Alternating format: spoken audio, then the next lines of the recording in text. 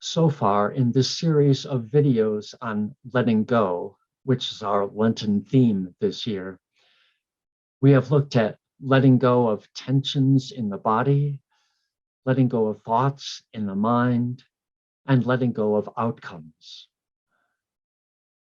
This week, I'd like to address letting go of the need to judge, letting go of the need to judge.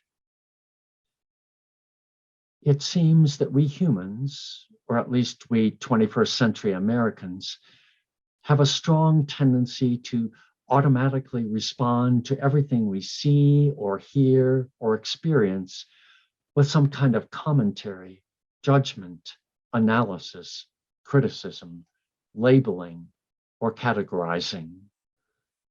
I like this. I don't like that. I'm right. You're wrong. That person is attractive. This person is unattractive. Liberal or conservative, smart or stupid, a winner or a loser. And this tendency can be stifling to our spiritual health and wholeness. Let me offer an example from my own life. I started growing roses decades ago because I was intoxicated by their fragrance. If a particular species of rose had a strong, sweet fragrance, I loved it. If it had no fragrance at all, I wasn't interested. Once I even removed a rose bush from my rose bed because it had no fragrance and therefore nothing to offer me.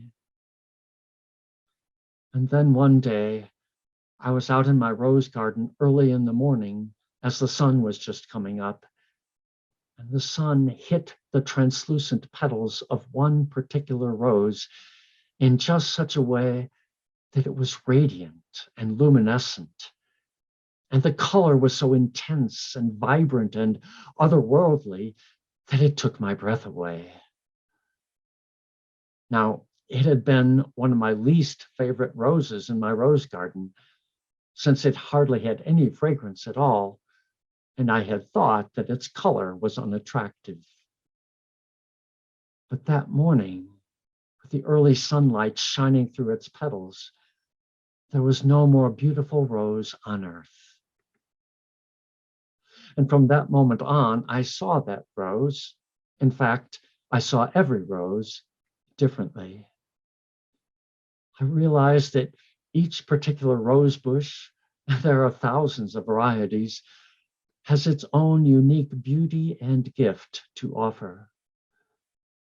By only focusing on the fragrance of a rose, or the lack of a fragrance, I had been missing the beauty of its unique color and the shape of its blossoms.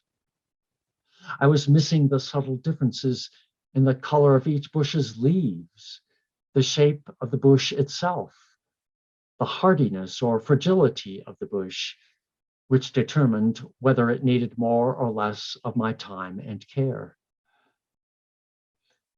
I've come to think of rose bushes in terms of each one's personality, as it were.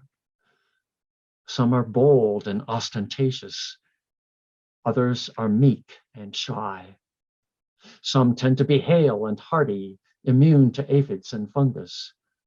Others tend to be more vulnerable to attack or to disease.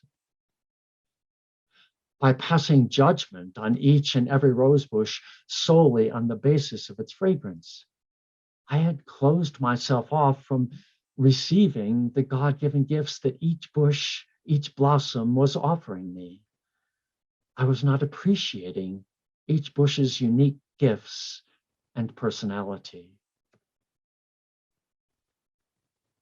And I've come to realize that I tend to approach people and things and experiences in my life in the same way, as if they were one-dimensional.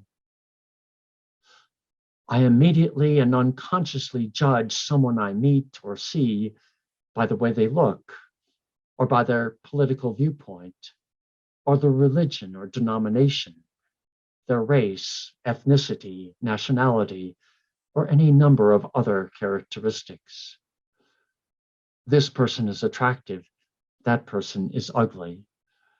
This person is a member of such and such political party, that person belongs to such and such religion or denomination.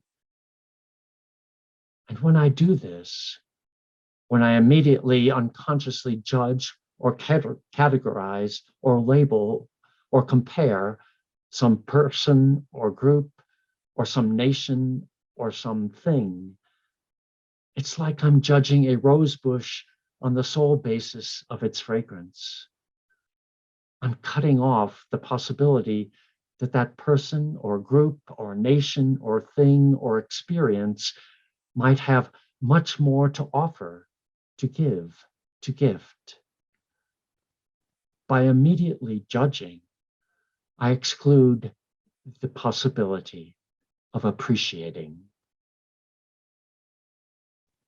Like me and my single-minded focus on the fragrance or lack of fragrance of a rose, do we, with our habitual, spontaneous, unconscious judgments, cut off any possibility of appreciating all the bounteous, beautiful, wondrous gifts that God's people, God's creation, God's love has to offer?